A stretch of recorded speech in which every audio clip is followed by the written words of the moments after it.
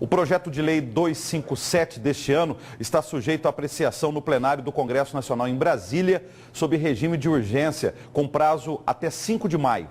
Ele permite aos governos estaduais e também do Distrito Federal não conceder aumento, reajuste ou adequação de remuneração salarial aos servidores públicos. Há uma petição online circulando na internet contra o projeto de lei número 257, que tramita em regime de urgência na Câmara dos Deputados. Nas ações do primeiro estágio da lei, ficam proibidas a criação de cargos, empregos e funções ou alterações da estrutura de carreiras que impliquem no aumento de despesas, a admissão ou contratação de pessoal a qualquer título, exceto em caso de aposentadoria ou falecimento, aumentos na remuneração de servidores acima do índice de inflação oficial prevista, aumento nas despesas de custeio, exceto despesas obrigatórias, assim como está prevista a redução de 10% das despesas com cargos de livre provimento. Mas a lei também prevê a renegociação das dívidas públicas dos estados e do Distrito Federal.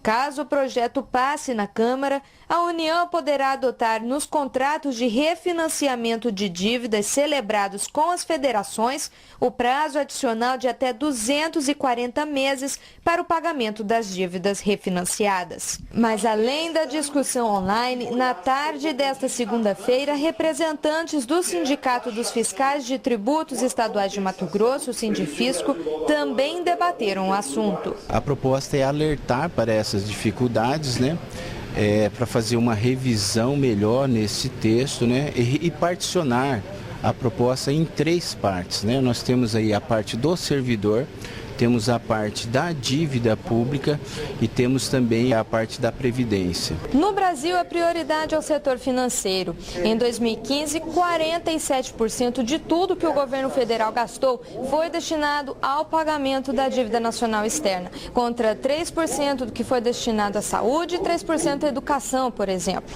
A Federação Nacional das Entidades dos Servidores dos Tribunais de Contas do Brasil, a Funastec, defende uma forte auditoria das dívidas públicas, algo que nunca foi feito no país. A dívida pública brasileira está produzindo graves constrangimentos ao setor produtivo brasileiro. Por quê?